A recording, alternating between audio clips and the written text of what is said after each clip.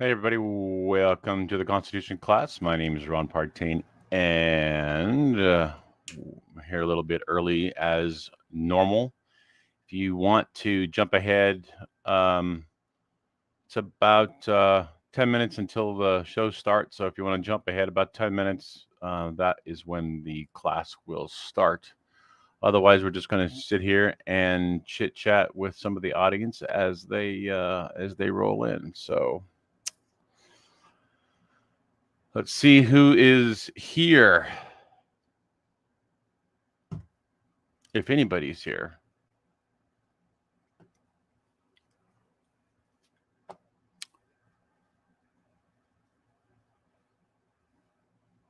So don't see anybody in the chat yet.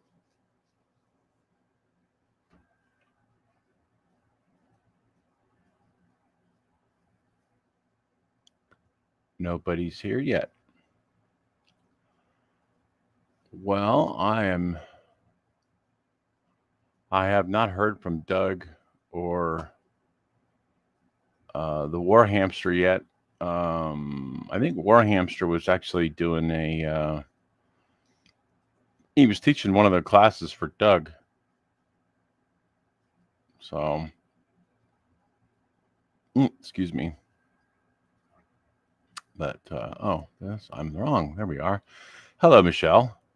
Yes, I'm still wearing my eye patch. I will be wearing it probably another couple weeks. Sadly, I don't like it, but a lot of people said they like it. I don't know. Gives me kind of a little bit of an edge, I suppose. uh, has anybody been paying attention to what's going on um, in the world? The Tucker Carlson situation. I saw that. Well, he allegedly came to an what they allegedly he allegedly came to an agreement to depart on mutual terms. Yeah, right. The eye is feeling the eye actually feels fine now. Um, there's no pain, but I just can't see. It's like so what they did was it was surgery to repair the detached retina. And apparently, what they did is they went in and they sucked all the liquid out of the eye, um, kind of squeegeed the retina back up against the back of the eyeball, and then uh, laser repaired the area of the retina that had been torn. Then they filled the eyeball with a gas bubble. Now, the gas bubble has been slowly dissipating over the course of the last about 3 weeks, and it is now probably about 40% dissipated. And so now what I'm able to see is as the gas bubble as dissipates. Um, Imagine if you're looking at a camera, like in a movie, where like a portion of it is like above the water and a portion of it is below the water. Below the water you can't see, but above the water you kind of can see a little bit, and that's kind of what I'm able to see out of my left eye. So, but it is uh I am going to likely retain about 90 to 95% of the vision the way it was before my surgery. So, that is a big relief. But yes, ahoy! No, I don't have to do that. Because the reason I don't have to do that is because of where the detachment was. If it would have been at a different location on my eye, I would have had to do that, but I didn't have to, thankfully, because I was reading horror stories. and or I wasn't necessarily reading horror stories, but I was reading about how people recovered from that, and I was terrified that that's what I was going to have to do. So, but fortunately, I didn't have to do that. Thank the good Lord. So, and the war hamster is is here. What's happening, Ron? What's going on there? I mean, Just walked in the door. I'll be have my camera going in a second. I'm still setting up my studio. oh, you're fine. No worries. You don't need to see my beautiful face. No, I don't want I really don't want to break my computer. I'm sending you another one just in case. So I'm gonna pause my camera momentarily as well. I forgot my water.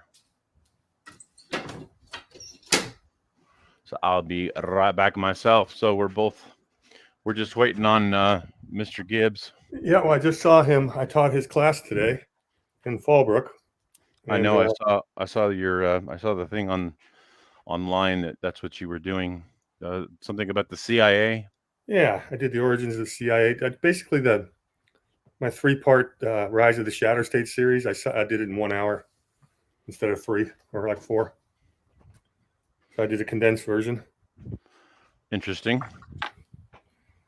Yeah, but it's a good group of people. Good questions. And I'm getting better at public speaking each time. So, are they sufficiently curious? Very much so. Good questions. Hey, everybody. I was talking to one of the guys at. I was over in at the Badlands event in Phoenix over the weekend, and one of the guys was going to be on a panel the following day about how to red pill people, and I said, you know, so one of the biggest things that we can do to help red pill people is to create a sufficient level of curiosity, because there's not enough curiosity in the world, and the best way that you can red pill people is not to force feed information on them, but to generate curiosity so they will want to know more and investigate it further. That's not too different than my Socratic questioning method. That seems to be working really well. Don't tell them. You don't tell them what they don't know. Ask them what they do know. And that's how you get it. The thing is, you know, we get frustrated when people don't listen to us, or when we perceive that they don't want to know anything. And the problem is that what you're trying to do is, it's human nature we don't want to be sold information. We want to feel like it's our decision, that we're making our own mind up.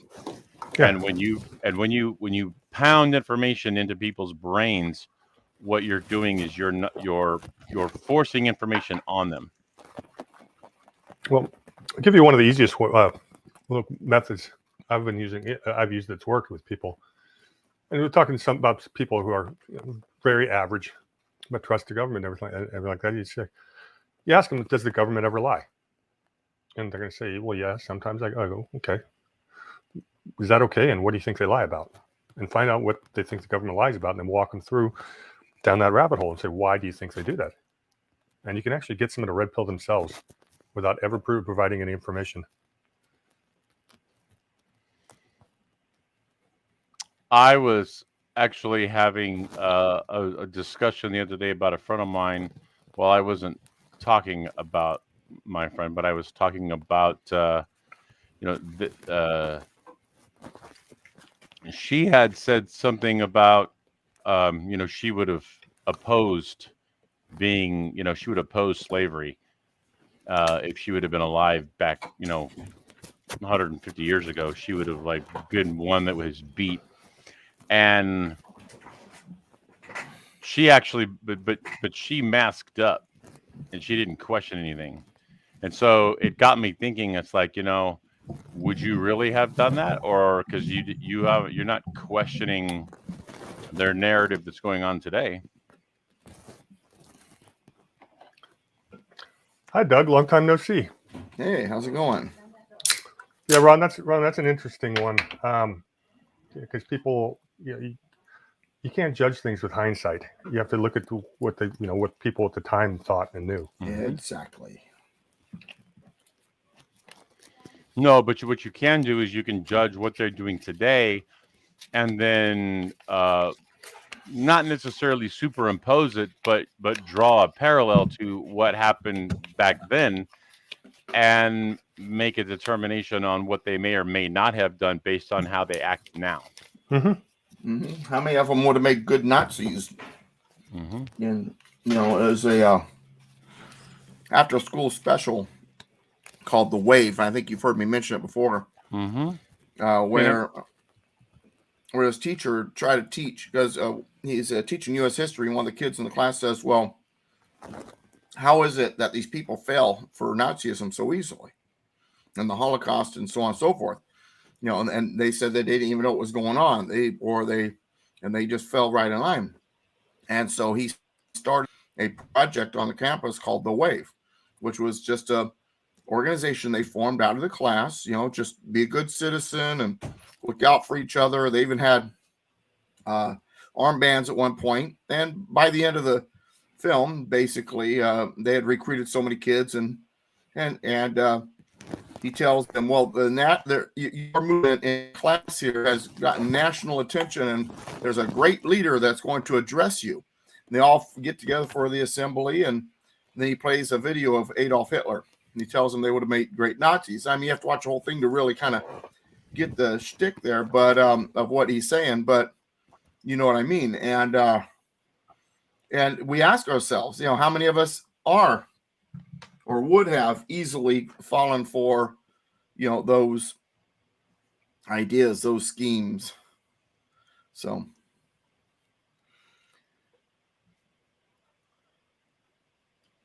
but yeah, yes. I tell my classes all the time, we have today we have this thing that the founding fathers didn't have, this wonderful thing called hindsight. What they were doing was first time ever. This was new. They didn't know what was ahead of them. All they knew is what they knew. They did a pretty damn good job considering all that they knew. So there you go. Yes. All right. Well, where are we today? We are in Article 1, Section 10. I'm going to try to do something here to get my camera to quit delaying on me. Sometimes this works. I think I'm just to the point where I need to get a new computer that can keep up with me. As much as I like this one that somebody with a eye patch made sure I got. I only know so many pirates in my life. But anyway, all right. So yeah, that's right. We're not going to stop until the patch is gone, so just deal with it. So, Doug, I got here about 2 minutes before you. And so I'm never going to yell at you about for being late on Tuesdays. Yeah. And I actually had to run to the toilet first to kiss my wife hello, but you had to run to the toilet to kiss your wife hello? No, I said I ran to the toilet and kissed my wife hello.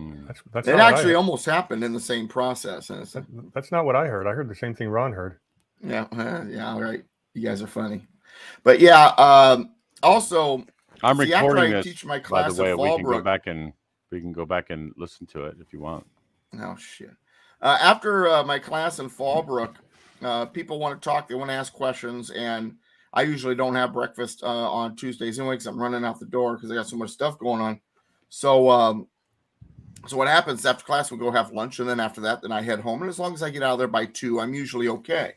Unless traffic was a little bit worse than usual today, but I got out of there at a reasonable time. And so that's the reason why I come skidding in. And so I told Brady, and what he was commenting to is he came out to that class today, gave a presentation, did a wonderful job. I was not disappointed. The class, in fact, it almost sounded like a mutiny, like they wanted him more than me. And So, so you're not allowed to ever come back again. And no, that's not true. But it was very successful. And then afterwards, Brady joined us for lunch. Great group. And there was about 8, 9, 10 people, something like that. Yeah, about half the class. And it'll be anywhere from 4 or 5 to a dozen. It varies. But usually it's about what it was today for lunch. And, a lot of people have a lot of things to say, a lot of things to ask and all that. And then I try to get here on time. So Brady understands firsthand now. Yeah, my phone took me out of Fallbrook the wrong direction. That took me probably 10 or 15 minutes longer than it should have. I left in plenty of time, but maybe there's something. Well, you left 10 minutes early, so the 10 minutes you lost is pretty much what you gained when you left early. There you go. Article 1, Section 10. Yeah. So it's good to see everybody. Got some olives here to munch on because Ron, is your because I got a very small lunch, knowing that I'm going to eat at my class in Capistrano. I'm still got the munchies. Ron, are you growing your hair out? No. You look like you look. I just didn't. I didn't put any gel in it. You on Rogaine or something? No. I literally got it cut last week. Literally got it cut as opposed to virtually got it cut? Correct. All right. So we are going to get into trouble here. But I do have one more thing I wanted to say because for those of you in Southern California, I recommend this, especially if you're a one-eyed pirate, is at the Reagan Library for my birthday on Sunday. Sunday was my birthday, so everybody can say happy birthday. I'm good. Thank you. And my wife got me a watch, so that way I quit using just my phone for my time. And I have a watch, but I never got around putting new battery into it, and I didn't like it because the band would kind of stick into my hair and stuff. Because it was like in one of those metal stretchy bands. So she got me this one with the leather band, and it's very nice. And then she got me tickets to the Reagan Library where they were having the Auschwitz exhibit. And the Auschwitz exhibit, where it really, gets into deep detail about what happened there and the 6 million Jews that were killed. And the Ron, is there something wrong? No. Something the matter, Ron? I'm just talking about the Auschwitz exhibit. Yeah, I know. All right. So I will admit, I couldn't wait to talk about it knowing that Ron was on the air with me.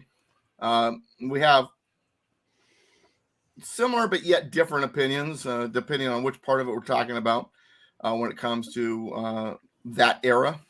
And I have to admit that the moment I told Brady that I had gone to the Auschwitz exhibit, his first words was, "Oh, I can't wait until you tell Ron about it." So... Well, that's because I've studied a lot more history about that event, and it is not nearly what we think it is. Now, that said, I'm glad I went to this Auschwitz exhibit because in addition to this exhibit this year, next year, the plan is to actually visit the site. Oh, God. In Poland. Well, my wife and I have been talking about doing this for about, I don't know, the last 3 or 4 months. For our 40th wedding anniversary, we want to go to Poland. And if you go to Poland, you got to visit Auschwitz and, see what happened. And I've talked to people who've, been there, and they said that you can, there's a strange smell there. You can smell the death. You can smell, even to this day, kind of that, the gas and all that. But so anyway, we just want to tell everybody, though, that if you're in Southern California, Reagan Library is always fun to go to anyway. It's a very good visit. I've done it now about 4 times, but the Auschwitz exhibit is definitely worth your time. The tickets are selling out quick. We, got lucky to get Sunday when we ordered them like a couple weeks ago. It's there until August 12th. So if you can be in Southern California until August 12th, you got the Auschwitz exhibit, and you buy your tickets for certain time slots. So there you go. All right. Now get to the Constitution. All that. Good to see you. not this week, but next week, we're going to have a new viewer named Vivian, by the way, and she attended my Chino class last night. She was visiting from the state of Washington, some folks that attend my class, and they told me last week, oh, we're not going to be to class next week because our friend's going to be in town and she probably won't want to come to class. They mentioned the class and she's like, darn tootin', I want to be there. And she totally enjoyed the class, and she's flying back today, back to Washington. So I told her about this here. So she said that she's going to be next Tuesday online to hear us do the class. She will not be in the chat room. She's blind, and how she knows the people in my classes. They used to breed CNI dogs, and she was she got the very first puppy when they started doing it. So anyway, so Vivian will be joining us next week, in addition to all of you other wonderful people. It's good to see you. Glad you're here. And we left off in Article 1, Section 10. Article 1, Section 10. If you remember, Article 1, Section 9 it begins with basically the destruction of at least the outlawing of the Atlantic slave trade. And then it goes to a whole bunch of things that the federal government cannot do. It's a list of prohibitions legislatively against the federal government. This Article 1, Section 10 is a list of prohibitions against the state legislatures, things that the state legislatures or the states in general cannot do. Now, when we talk about this, I want you to keep in mind that the founding fathers that wrote this document were delegates from the states. They were there representing their states and representing the interests of the states, and really they were the voice of the states.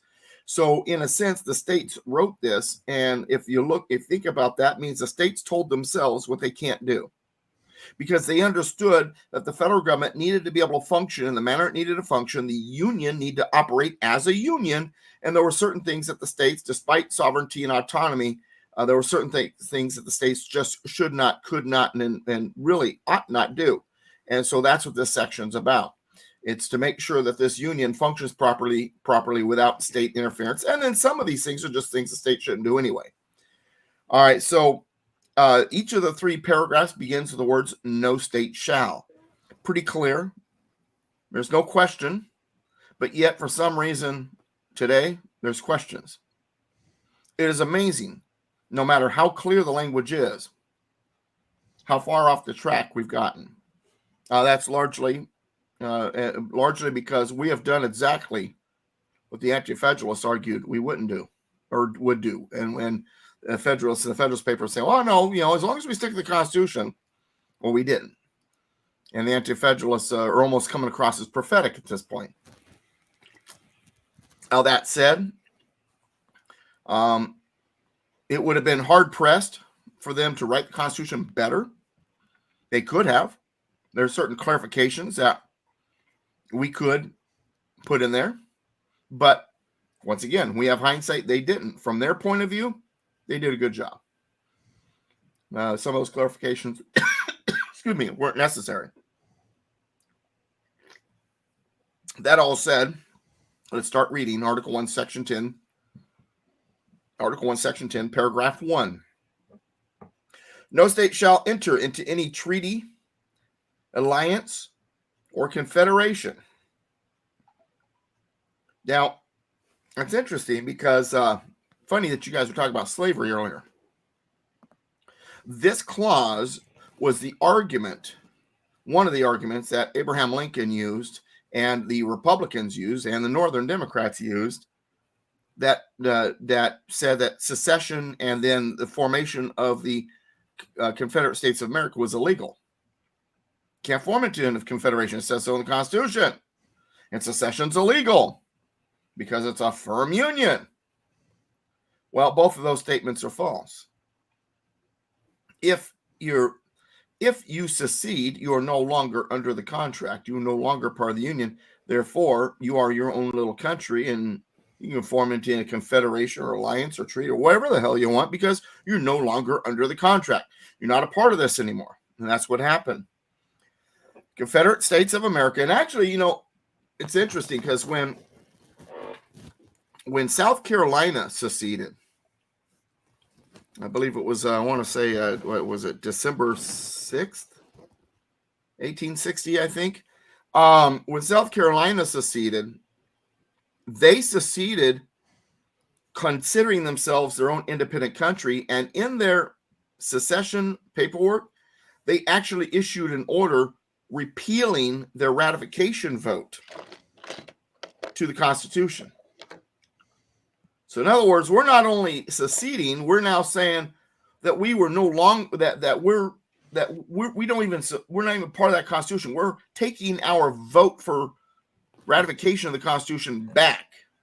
So that's kind of an interesting thing. And then, for the longest time, things were relatively peaceful. We had, I think it was 6 other states that followed suit pretty quickly.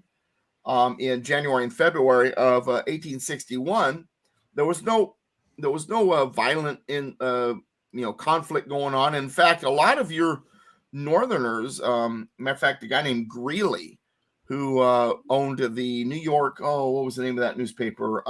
Tribune, New York Tribune, and he wrote in an editorial in the New York Tribune, hey, good luck to the South. Let them go their way.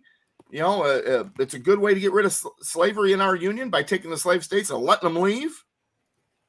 And then there were other groups like the Quakers and other groups who were against war. So they're like, hey, let the South go their way. They may want to come back someday and you'll be welcome back. Let them go their way. So originally the intent by average citizens and most of the people was, hey, it was a good run. See ya. Glad you were part of it. Enjoy your secession. So, Doug, a couple quick fun facts about Greeley.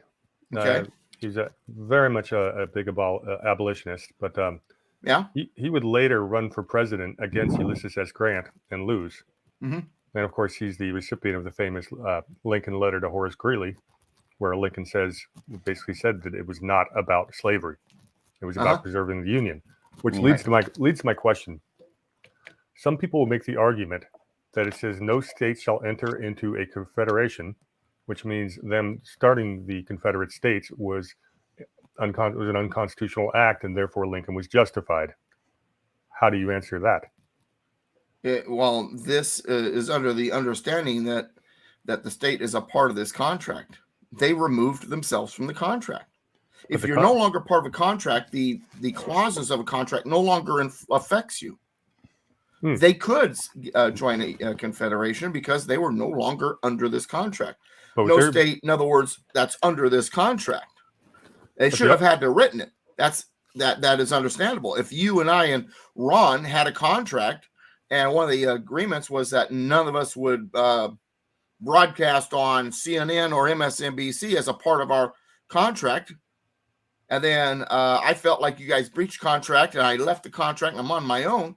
And then suddenly I'm in an interview with the CNN. They say, well, no, Doug, you can't do that. But they're saying bullshit. I left the contract. But they're saying, Doug, this sentence says they're saying this sentence says you can't leave the contract.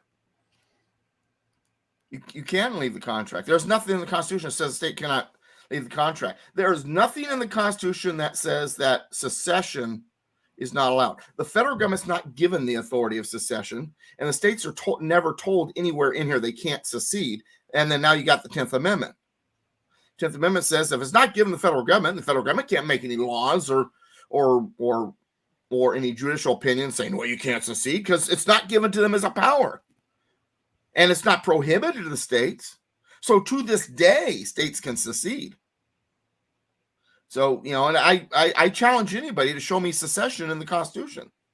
Well, I've had that argument. That's why I brought it to you. Some people brought it to me, and the way I answered them was basically exactly what you said, but more simply. Even though this appears to say they can't leave the contract,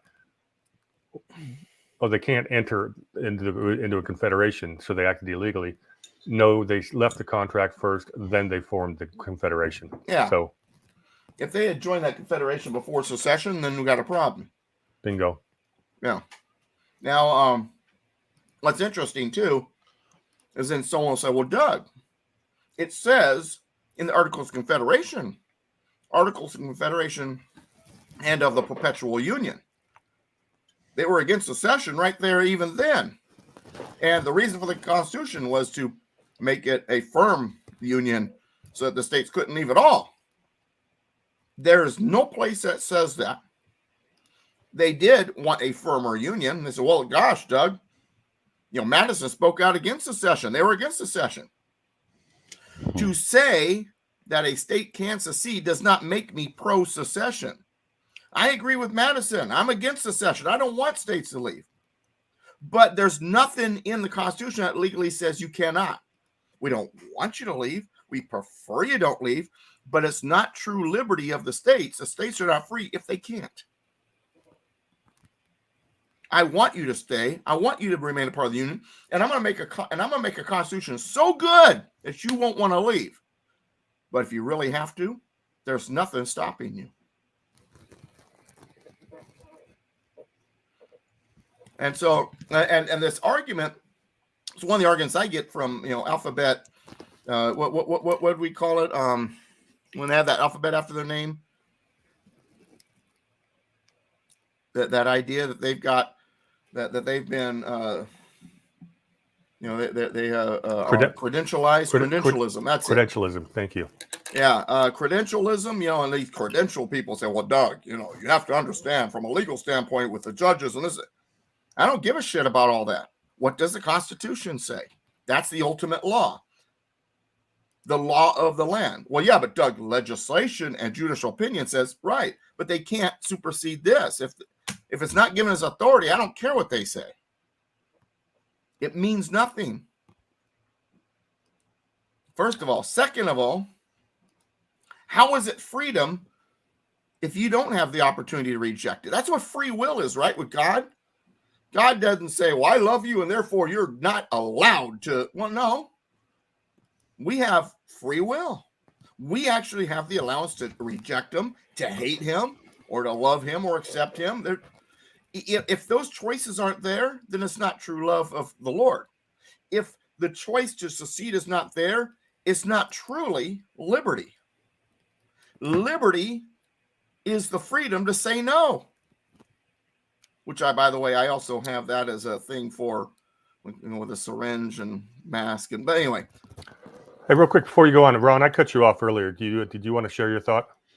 Well, I was just going to say, I absolutely believe that if Doug was going to go out on his own, he would go to CNN or MSNBC. Well, only as a missionary to change them. Hey, they need someone to replace Don Lemon.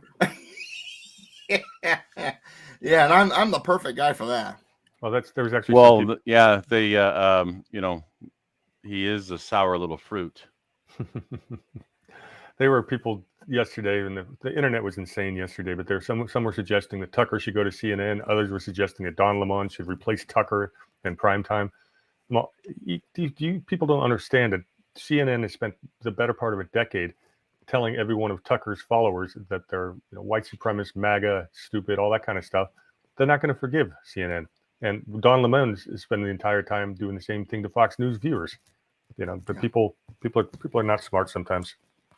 Well, the truth of the matter is one network has reached out to Tucker, and that was The Blaze. And Glenn Beck said on a video, you come here, Tucker, and we will bury Fox News. So, and I don't doubt it. If Tucker decides to go with a network, it will become the top network. Because Fox didn't make Tucker, Tucker made Tucker, and Tucker, enhanced Fox. That said, I believe it would be in Tucker's best interest, and we kind of talked about this today in class, to remain an independent and just do his own thing, kind of like Bill O'Reilly has done. Yeah, absolutely. That and Megyn Kelly and a lot of those people.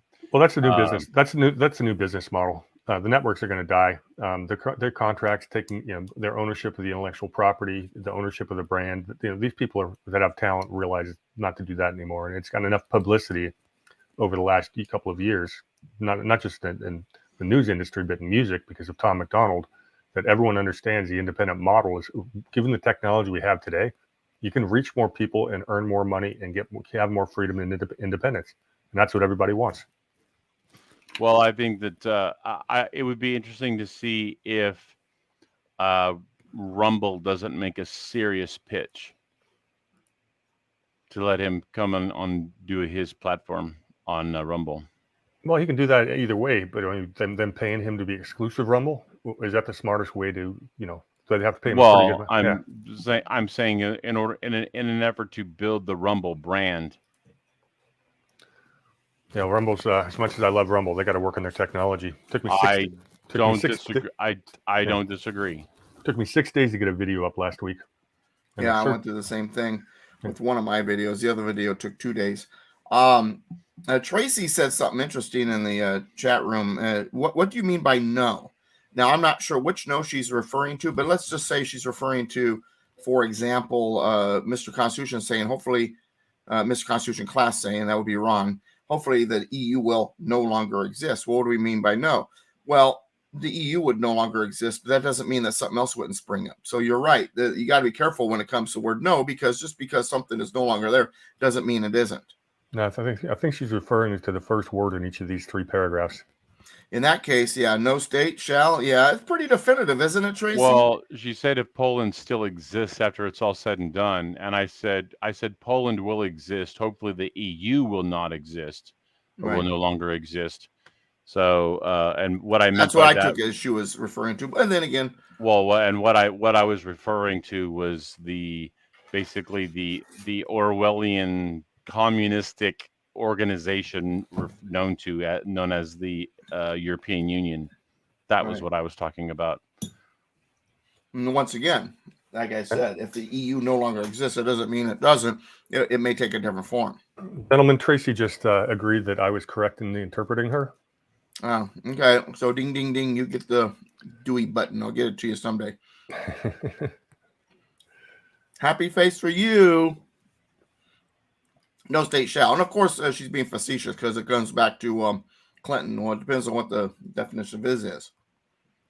Well, it depends on what the definition of no is. Because I did say earlier that in today's society, they don't seem to understand no state shall, even though it's pretty clear. All right, let's continue. So no state shall enter into any treaty, alliance, or confederation. Obviously, this is while you're a part of the union, because you're part of the union, and the union itself is going to do these things. The union will make treaties and alliances, and we don't want the states forming confederations so that, say, the big states could be a confederate controlling entity over the smaller states or something like that.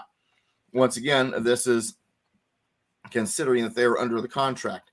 I would just like to point. They were not thinking, well, unless they secede, because they were hoping states wouldn't secede. The purpose of this is so that they wouldn't secede. But once again, it's not because they couldn't; it's because they shouldn't. Can I just point out that we're 30 minutes in and we've gone through 10 words? Yeah, no, I am aware of that, and that sometimes happens. And we'll blame it all on an eye patch. Also, no state shall grant letters of marque and reprisal. What is a letter of marque? Or letters of marque and reprisal, or letters of reprisal. This is basically conscription. A letter of marque is conscription. You got that nice sailing vessel there, that supply vessel or that fishing vessel, and the Navy's really needing help here. Here's a letter of marque. You are now representing the Navy. Some people might say legalized piracy. Well, it could be that. That was often what happened when it comes to letters of marque with different ships and all that, when it came to the British especially. But that's what it is. So the federal government can issue those letters of marque and reprisal. The states cannot. Why? Because you're in a union now. While you are autonomous, you do have sovereignty. For the sake of the union, that's something that you no longer have as an authority. That is a federal authority now, only. We don't want the states battling with each other or playing favoritism or making deals with other countries when other states couldn't, things like that. We're eliminating that. It's a union now. We are going to operate as a union, and therefore, individually states, you're not going to grant letters of marque and reprisal, nor are you going to coin money. That's the next one. Why? Because we have a uniform monetary system for the union, the country. As individual states, they were coining their own money at a point before the revolution, even during the revolution, and this would create sometimes confusion when it came to economics and the financial state of the union and so on and so forth. So the Article 1, Section 8 gives Congress the authority to coin money. Now, the next part is interesting because emit bills of credit comes right after coin money. What are bill of credits? Well, bill of credit could be paper money. That is a bill of credit, as well as securities like bonds and bonds and okay, I'm forgetting the other word that I was going to say. That's okay, but you know what I mean. In other words, lending instruments or debt instruments. So if a state cannot emit a debt instrument, which is a bill of credit, then what does that mean? States can't go into debt. But they do, Doug. But they do. Yeah, well. So there's a very interesting thing that came, a couple comments here. First of all, grant any letters of marque and reprisal. That's like the anti-Ron clause because it's about piracy. And sorry. The coin money well, thing. Well, legalizes the piracy, so that means he's allowed to wear the patch legally. Okay. Well, there you go. Sorry, Ron. I got it backwards. Coin money is interesting. Several weeks back, Texas passed a bill allowing them to do some kind of a blockchain-based currency or digital currency backed by silver. And we haven't really gotten into the meat of that, whether that is legal or not.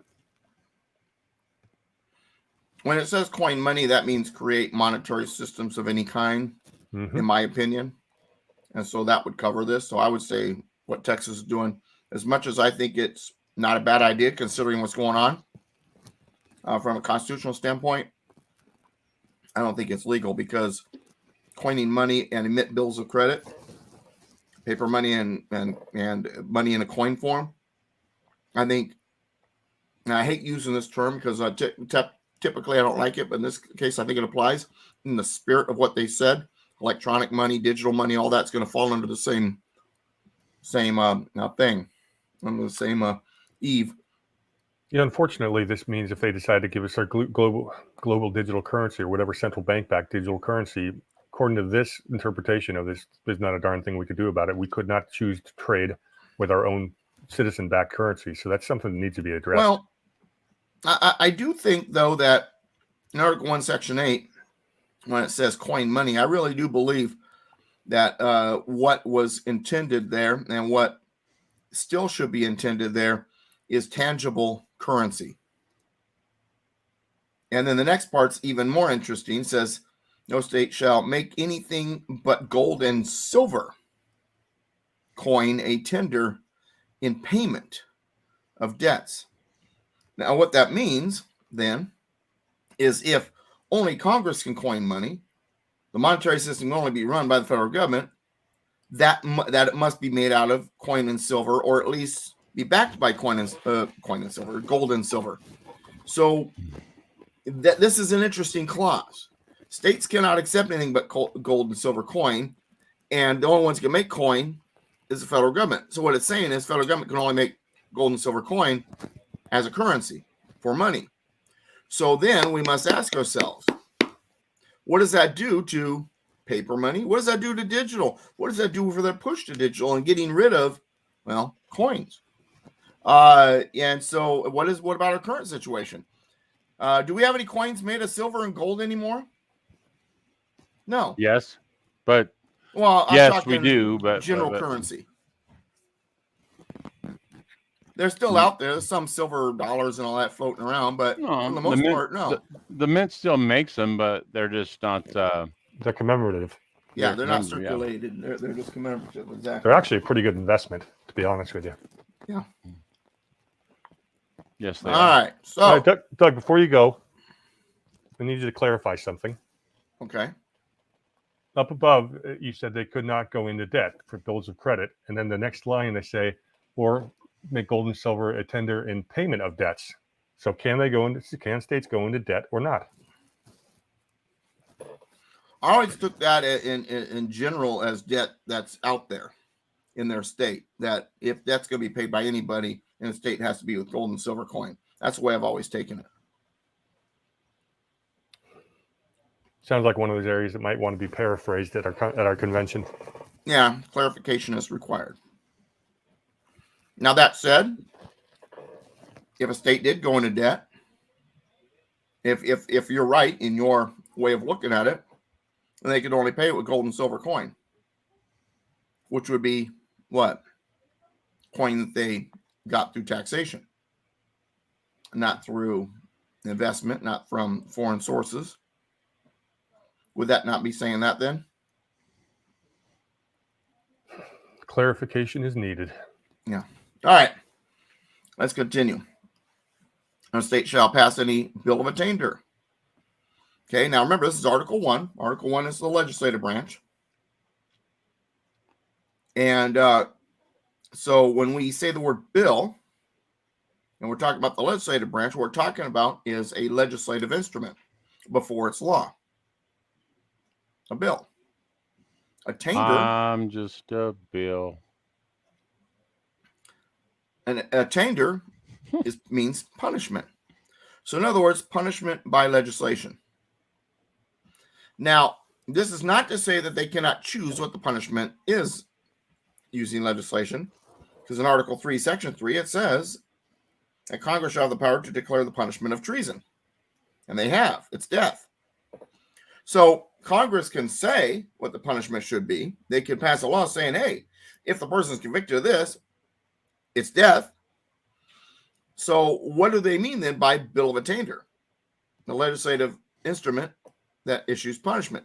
In other words, they can't do the punishing. In other words, there has to be due process. It has to go through the court system. They cannot give you a sentence, a punishment themselves.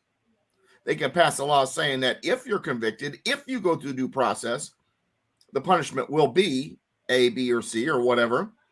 But they can't say, hey, you've wronged the country. You don't even get your day in court. You're guilty because we passed a bill of attainder, and here's your punishment. And we're going to supply that punishment. Congress can't do that, and the state legislatures can't do that, according to Article 1, Section 10 here. Everybody deserves their day in court. Everybody must have due process. If you're going to be attainted, punished, it does not come from a bill. It comes from a conviction, and a conviction comes from going through your court process and due process in line with that court. Does that all make sense? Indeed. It does. Indeed, it does. Ex post facto law, after the fact law. Now, this one's interesting. It's violated all the time, especially when it comes to guns or accessories for guns. Ex post facto means after the fact, no retroactive law. In other words, if when you purchase something or obtain something that was legal, they can't later make it illegal. After the fact, you obtained it legally. So how is it suddenly my high capacity magazine is no good? It was legal when I bought it. You can't make it illegal with an ex post facto law. But they do, and they have. It's a violation. When I have talked to two Second Amendment lawyers about why they don't use that clause in the Article 1, Section 9 and Article 1, Section 10. It shows up in both places. Federal government, no ex post facto law. State government, no ex post facto law. And the response from both of these lawyers was the same. It'll never hold up in court. A clause in the Constitution will never hold up in court. Did I hear that correctly? Why not? Well, because there's other, factors involved, and when it comes to the judges and their interpretation, hit my brakes. What do you mean interpretation? How do you interpret ex post facto law to mean anything other than what it says? It is a quandary for me. We deal in a world. Well, Doug, it should be a grandfather clause. Well, that's exactly what it is, Darren. It's a grandfather clause. But they didn't use the word grandfather. They used ex post facto, which is Latin for after the fact. Doesn't get much clearer than that. Go ahead. That's what they did in Washington. That's what they're getting ready to do up in the state of Washington right now with their assault weapons ban. Mm-hmm. Are you paying attention to that? I've seen the headlines. I have not read the articles yet. It makes California's assault weapons ban like pale in comparison. Ron, how are they defining assault weapon? Take everything that California did, and they have amplified it so that no getting around anything exists. An assault weapon from their, I'm going to guess their definition of an assault weapon is it goes boom boom. It's black and scary. Well,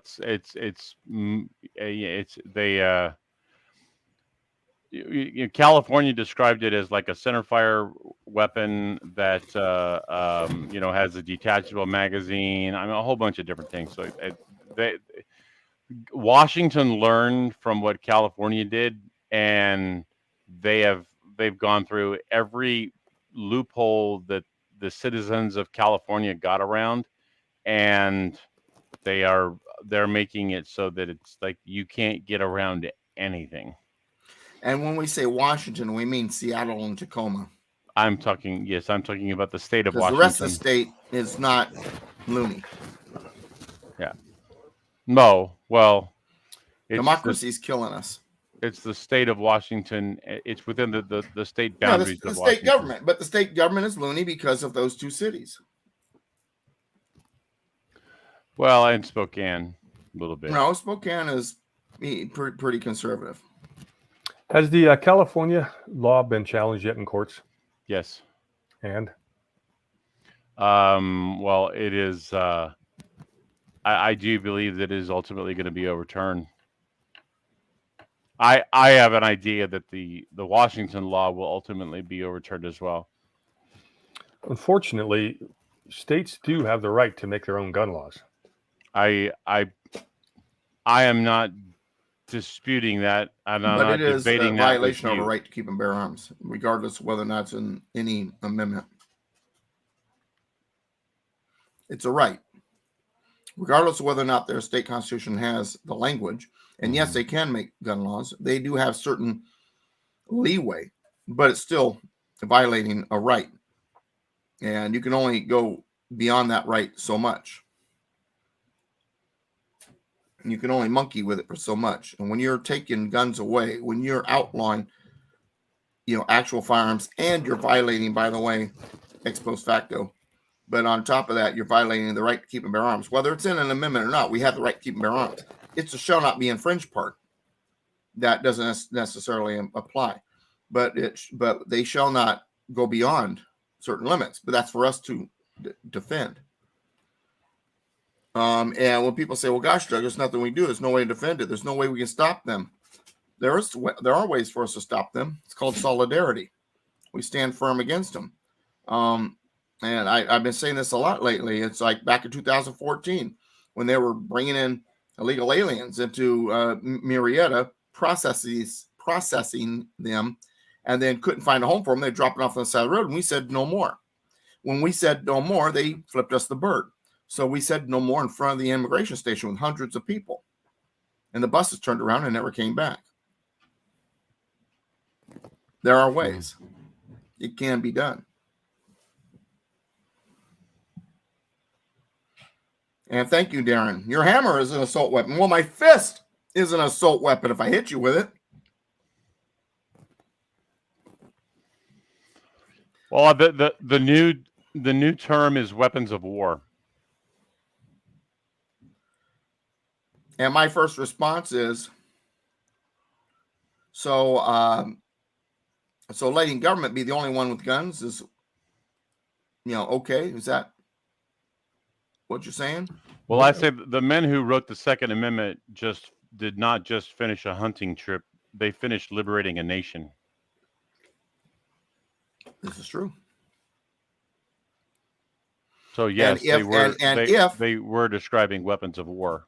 And if our firearms are supposed to be our possession, our right to keep arms is not to be infringed for the reason of having protection against a despotic government, and we must fight them if it becomes despotic. Is that not then? And now I'm starting to wonder if this video is going to stay. We'll find out. Does that not mean then that the civilian population must have the equal firepower or greater than? Is that not saying that? Because if you have a less than, then you're unable to fight back against the tyranny. If it were to come to something like that. Well, you all know where I stand on it, so.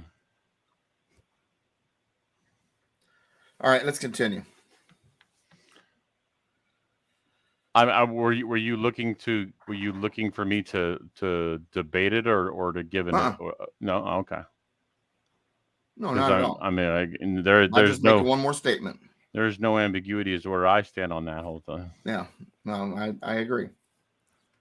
And I'd like to keep this show on in the air, so I think that's about the limit of our discussion without the bots freaking out. And they may still freak out. We'll find out. Indeed. All right. Or law impairing the obligation of contracts. That actually was originally intended to regarding land, because there was times where there was contracts between parties, and the state was saying, well, no, because we need to use that land for this, or we need to open that land up for this roadway, or Indian tribes need to be thrown off that land, or whatever. And so originally that was having to do with the land, but it applies to all contracts. So they cannot no state shall make a law impairing the obligation of a contract. Well, gosh, there was a certain time period just a few years ago where everybody was, I don't know, locked down. How many contracts were violated, impaired during that time? Service contracts, employment contracts, and so on and so forth.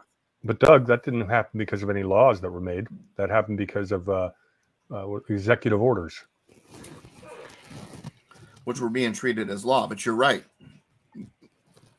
That's one of the reasons. They hold no power of law then. That was the argument I made every time someone tried to give me grief about not following their dictates. You don't have the power. It's just like I try to remember his name now. It's a John Birch Society leader, and he was on an airplane, and they said, "We need to put on your mask. It's the law." He says, "No, there's no legislation. Name me the legislation. If it's not law, it's an edict." And if you look up edict, it is a recommendation by an executive with no power of law behind it. Therefore, it's a recommendation. It's a suggestion. And my response to the suggestion is thanks, but no thanks. Exactly. When it comes to law, though, any law is not supposed to impair the obligation of a contract. Edict. Let me make that bigger so I can read it too. So to which is uttered or proclaimed by authority as a rule of action, an order issued by a prince and his subjects as a rule or law requiring obedience, a proclamation of command or prohibition. An edict is an order of ordinance of a sovereign prince intended as a permanent law. Of course, this is back when leaders could make law. Well, yeah, that's where it comes from. That's the difference. It says it's a. But notice it's all about the executives. Yeah, you don't have a sovereign. Our executive has no power of law. Yeah, exactly. They did not have the sovereignty to do it. There was no authority to do what they did. Yeah, because it's by a prince to the subjects. Well, they don't have the power of. The president doesn't have power of law. He's not a prince. He's not a king. Thank you for doing that. You're welcome. All right, well, let's continue. Y'all didn't see yet? Did y'all notice the background? What background's that? Ron? Yeah, did you the background of the like behind the black? Did you see what I did? No. Show us. Let's do. You see it now? I see nothing but black boxes. Yeah, I in the see corners. it. Very nice. Yeah. Oh, is it like a declaration written really? Yes. Very nice. Yep. Don't teach me how you did that. All right, hang on. Also- I got to open a door for my doggies. Hang on a sec. Ron, you also got to make that a little brighter if you can, so blind guys like me No. can see it. No, it's supposed to be subtle. Jeez Louise. Well, it's so Dogs are sitting subtle. at the door going. So I let them out. All right. It was designed to be subtle. And it is and if you look carefully, it is the Constitution, not the Declaration. All right. Or grant any title of nobility. So Jefferson wrote in the Declaration of Independence that all men are created equal. What he meant, among a million things, including we all get the same amount of rights because God gave them to everybody, is that there is no nobility. We are created equal. There is no special privilege because of lineage. Now, I know that has been bucked. I know that is not necessarily the case today. We have unofficial nobility in America. But from the founder's point of view, that means that nobody is nobility. Nobody is above anybody with lineage. Nobody gets privileges because of who they are, where they're from, or who their parents are. Or grant any title of nobility ties into that. America will not grant nobility. There are no knights that have been knighted by a king or a queen or a prince, because none of those people can exist. There are no lords. There are no dukes. Well, there are, but they're unofficial. They think they are. But there is no official nobility in America. There shouldn't be, and there never was intended to be. All right. Next paragraph. As we get close to the end here of time. No state shall, without the consent of Congress, lay any impost or duties on imports or exports except what may be absolutely necessary for executing its inspection laws, and the net produce of all duties and imposts laid by any state on imports and exports shall be for the use of the Treasury of the United States, and all such laws shall be subject to the revision and control of Congress. So what that's saying is when it comes to import and export, see, the states as independent entities, as their own countries, they charge tariffs. They had fees. They had duties that you had to pay to come into their ports, even from other states, because they were independent countries from each other. It's saying because we are a country, we are a union, you guys aren't going to do that anymore against each other. And when it comes to import-export taxes or duties or anything like that, it's the federal government now that's going to take care of that because they're the ones that handle commerce with other countries. However, a state may have fees related to its inspection laws. It may have inspection laws saying, hey, before we let all that stuff in, we got to, inspect it, take a look. We got to make sure there's no contraband coming into the state, whatever. And of course, you got to pay for such an activity. So you're going to charge a fee for that activity. The fee has to be at the same amount of the cost of the activity. If the state makes a profit on such tax, duty, or impost, then what's extra, in other words, the net goes to the Treasury of the United States. So you, as a state, now that you're part of a union, you're going to let the federal government worry about all that stuff, except for what you have to do. Then you have to charge only what it costs you. You can't make a profit out of it. And Congress has the authority to make revisions to your laws regarding your inspection laws or whatever it may be, just in case it's ridiculous. We know you're trying to play games there. And this is in direct response to the interstate tariffs that the states were playing against each other under the Articles of Confederation. They had a lot of protectionist laws against each other. They were trying to protect their own manufacturing and so on and so forth. And this was basically saying, no, you can't do that. All right, final clause in Article 1, Section 10. No state shall, without the consent to Congress. Now, notice in the first paragraph, without the consent to Congress was not there. That caveat was added in paragraph 2 and 3. In other words, in the first paragraph, all those things, you can't do it, period. But these other ones, it is possible for a state to do it if Congress says it's okay. So no state shall, without the consent of Congress, lay any duty on tonnage. In other words, no tax on cargo. Keep troops or ships of war in time of peace. So they can have troops and ships if they really need to, or they feel they need to, even in time of peace, but Congress has to approve it. That's where your state militias come from, or are authorized. Enter into any agreement or compact with another state. So if state's going to have, they can't get into a confederacy, but if they are going to have an agreement with each other, Congress has to give consent. Or with a foreign power. So how many times has Adolf Newsom made agreements with other countries?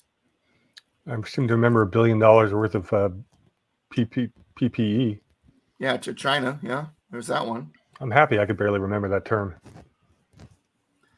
Or engage in war, unless I think we shouldn't be Adolf. It should be Joseph, or Nikita.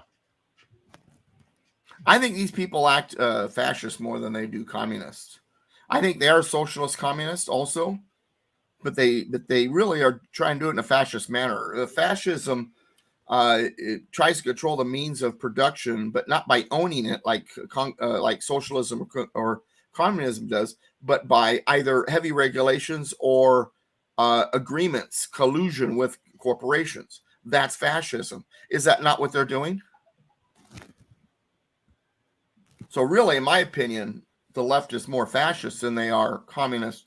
That's the reason why they throw fascism to the far right. It's to throw you off the trail. All right, but anyway, or engage in war unless actually invaded or in such imminent danger as will not admit of delay. So they can't engage in war without the consent of Congress unless they're actually invaded or they think they're going to be invaded. Then, hey, all bets are off. We can do what we need to do to defend ourselves if we're being invaded or we even think we're going to be invaded. We're in the imminent danger as will not admit of delay. Question: are a bunch of military-age individuals crossing the border without going through the legal process and invasion? Yes. Absolutely it is. So when Kari Lake says, hey, I'm going to use the Constitution to use the militia and the National Guard to defend ourselves from that invasion, this is the clause she was referring to. And she was right. I still think she's going to wind up governor, but that's a whole different discussion for another time and a different video platform. But that's the clause she was referring to. And you know what? Because the way I explained it is, well, yeah, but Doug, I thought immigration was a federal authority. It is when they're crossing the border. But once they're inside the state has every right to defend itself. And the way I like to explain it is it's like a schoolyard. Some kid comes in from outside the schoolyard. He's a bigger kid. He's a bully, and principal is told, hey, this kid came into the school and onto the school grounds.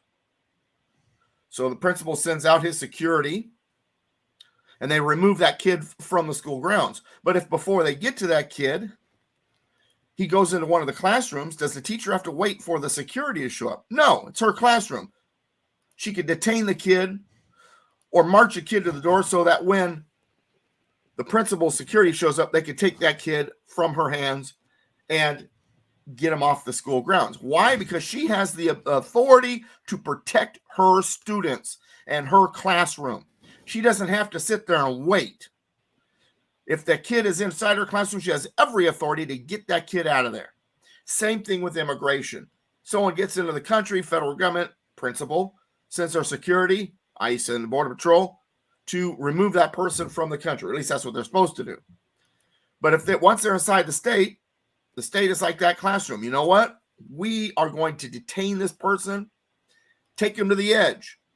But we can't deport him. We can't remove him from the school grounds. That's the principal's job. We can't remove him from the country. That's the job of the federal government. So while we can't deport him, we can do everything else. We can detain him. We can hold him. We can move him to the edge of our, put him in a facility at the edge of our state. And then when the federal government shows up with their men, they can get rid of them.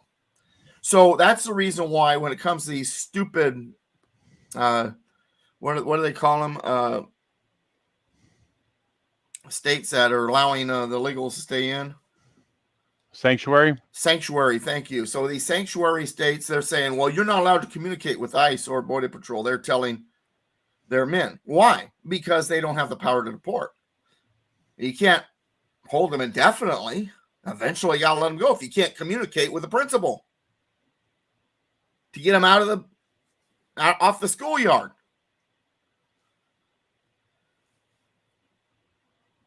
A state, though, has every right to take action on immigration within their state.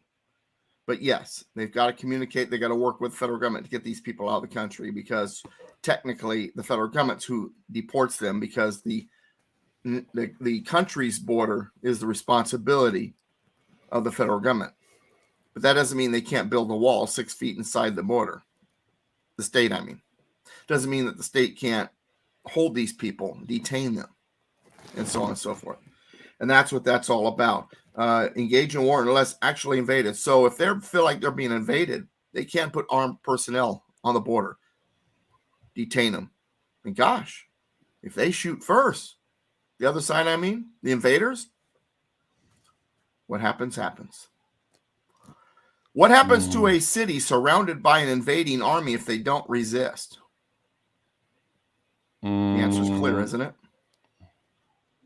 So what happens to a state when it's being invaded by an enemy and they don't resist? The answer is clear. Overwhelmed. All right. Go ahead. Overwhelmed. Overwhelmed. That's the word. You get overwhelmed and you don't have control of your system anymore, your state, your city, your schoolyard, your classroom. Indeed. Indeed. All right. Article 2. Next week, we will talk about one of your favorite positions in the government, president, because, you know, you have such a honorable guy there right now. He's a mask wearing fool. It's not the real person, I don't believe. I'm not getting into this one. Well, I've always thought of him as being like Pinocchio. You know, he just wants to be a real boy. What he really is just a puppet with no strings. But he's a puppet. They got a remote control instead of the strings. No, I think he's. I think we are in the de facto second term of Mr. Trump. Well, interesting that Susan Rice left the other day. Yeah, I saw that. A lot of people thinking that's a sign that they're going to usher Biden out, and she wanted to get out of harm's way. Other people think that's because she wants to position herself for a presidential run in 2024. Perhaps. We will see. All right, off to I'm gonna keep quiet because I have too many thoughts that would get this channel nuked. All right, everyone. Have a great evening wherever you may be. Indeed. United we stand, combined we kick butt. God bless America, my friends. God bless you. Don't forget, I'm at DouglasVGibbs.com, politicalpistachio.com. And if you want to donate, you want to help, because my truck blew up, especially is one reason. Plus, I'm always trying to fund radio shows and fund classes. What are you doing for a vehicle now? I am borrowing somebody else's vehicle who told me I could have it until I can fix mine. We did find an engine for mine. We just have to now raise the money. Gotcha. So politicalpistachio.com, DouglasVGibbs.com, find the donate button. You know what to do. Wish you the best of luck on that, sir. Thank you. Well, we actually do have some funds as ready to roll, just not quite there yet. I was nervous about funding the KMET radio show because they raised my rate. I had $3,900 I had to come up with by the middle of April, and at the 1st of April I had absolutely none of it. But we had a sponsor step up, and then I have my other advertisers already there, and it worked out. The followers of Mr. Constitution are fantastic. They've been keeping this ministry funded, so thanks for your support. Yeah, and today I got to spend a day in the life of Douglas V. Gibbs, and it was a interesting day meeting some of those supporters. Where are you on your book, on the writing of your new book? Which one? The one about the one that's challenging the 1619 project or the history book? Both. 1619 project is essentially done, but I got to go back and make sure all of my sources are properly listed because I somewhere screwed up on the numbers, and so I got to go back and get it all fixed and all that. I do have 2 chapters still to write, but I want to get all that fixed before I go to those last 2 chapters. As for the U.S. history book, interestingly enough, this morning and last night I wrote the chapter about Fort Sumter. So moving along. April 12th, 1861. Yeah, I'm about 2/3 of the way through that book. Interesting. So yeah, I can't wait till it's done because I think that because Brady talks about how reading my books would be almost repetitive for him because I basically have been writing what I talk about. I've not talked about this stuff. This book would be an adventure for you, but it's a big book. It's going to be like my government book. If you've seen it, it's big old giant, fat, big around book. But I'm excited about this one because I go through all of American history from exploration of the Western Hemisphere all the way to the present day, and I get a chance to talk about some stuff I don't talk about very often. In fact, remember that. If you remember that little deal I did with Freemasonry on that one show, so that now is expanded even more in a chapter, and I had promised Brady that show him some of my resources, and I took a picture of one. I'm assuming you saw it. It's called Masonic Membership of the Founding Fathers, and it's put out by the Masons. So this is what they say about the founders, and guess what? Almost none of them were members of the Masonic of Freemasonry, and the ones that were, for the most part, were inactive. So interesting. Let's see if we can get this clear here. There we go. So that's the book. But yeah, I've got all kinds of interesting resources. I don't have 4,000 books for nothing, and some of them I forgot I had that book actually. So I want to be in your will. Yeah, only for the books. People. Only for the books. Ron's assuming he's going to outlive you, Doug. Yeah, no. Because everybody knows that a Dr. Pepper a day keeps the doctor away. Or was that? No, that's not it. Never mind. Don't get me started. Have a safe drive, Doug. Yeah, I appreciate it. Thank you, gentlemen. It's always a joy to spend this hour or a little bit more with you, gentlemen. And Brady, it was fantastic having you come out to that Fallbrook class today. Like I said, I almost feel like they want Brady more than me. He was so good that it just blew the roof off the place. So very good presentation, sir. And next week at Fallbrook, because we have 2 more weeks before Alan comes out. We'd finished Constitution last week. We're going to do a Q&A with Brady and I, if Brady can make it. Ask anything you want. Brady and I together. And my thing is this. See, it turns out that my friend and I know almost everything there is to know. What I don't know, he usually has, and what he doesn't have, I usually have. Now, there will be those few things that neither one of us will have, but I'm sure Ron will have a theory about it somewhere. Of that, I have zero doubt. Get us out of here, Ron. Yeah. Later. See you guys. Have a good night.